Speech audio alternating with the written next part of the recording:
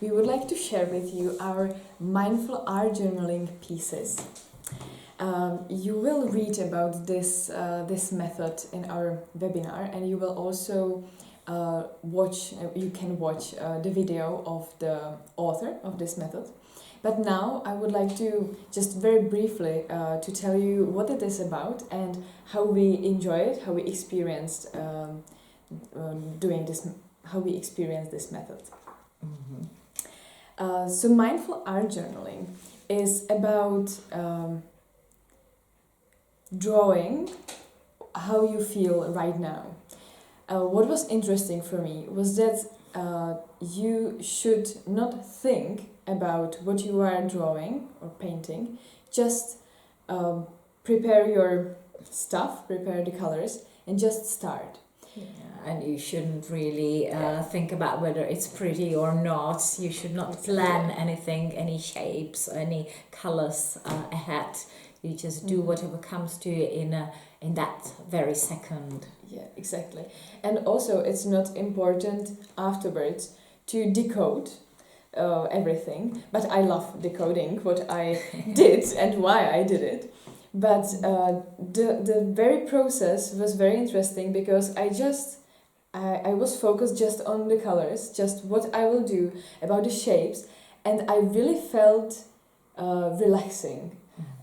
I felt like I was present because I'm very active person, and it's hard for me to just sit and relax. And this really helped me to relax. I was in the paper and I was not able to think of anything else, and I love this feeling. Mm-hmm. How did you? So you can kind of apply that maybe energy that you need to release in a kind of very enjoyable way.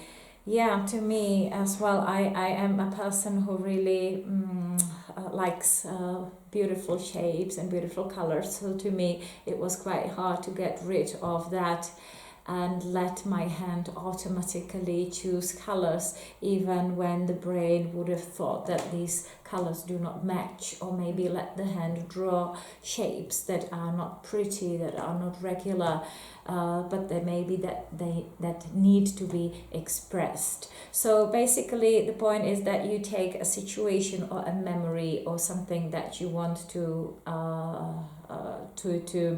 meditate about or to reflect about, and you let your hands just do whatever, and you just keep drawing or painting for a certain time, and then step 2 comes, and that is to write. For 10 minutes you draw and paint, and for 10 minutes you write what you want, what is in your mind. It does not need to be like a journal message. It can be poem, it can be just words or just sentences which come into your mind. Yeah, and you could also write about the process of drawing or painting if you wish, or about the situation you want to reflect about. There is really no limitation. You just write freely. What you put down freely whatever comes to your mind at that moment.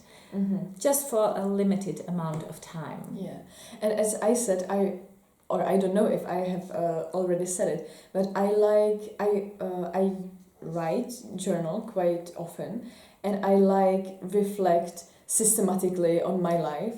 But I really enjoyed this method when I said to myself, don't do it, don't reflect it, but just enjoy it. So I create a poem actually. It's not rhyming, but it's really like a part of myself at that moment.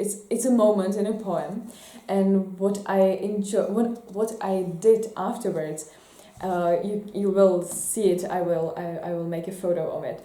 I underline just few words, and then I put it on I wrote it on the paper, and I create a shorter poem from it. A shorter version.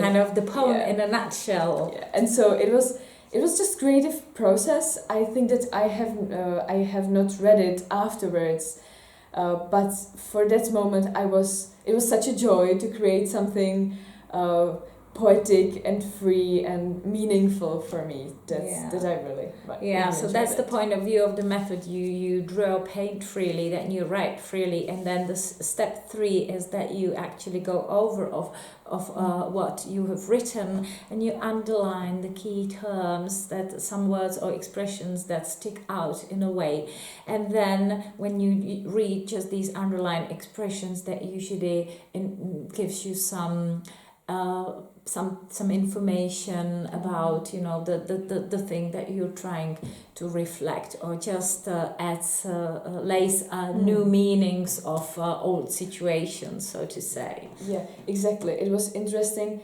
that you can I saw there a new perspective thanks to those underlined words. Yeah, so It's maybe I can also show you my picture. This is, Sure. I don't remember exactly which situation I reflected about, and that's quite fine because it should all be very automatic.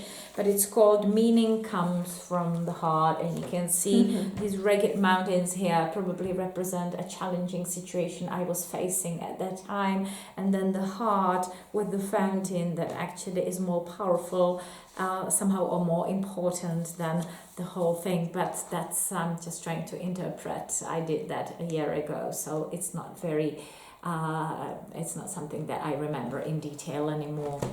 And my the title is, I don't know if it works in English, but I wrote Joy of Being to Be, which for me meant that I was so happy to be at that moment, and because it's hard for me to be, that I find out that I really enjoy the process of being, of trying to just be. So this is what I think this was this angle. Yeah. Okay, so please try if you wish so. It's something that you cannot appreciate unless you try for yourselves. Exactly.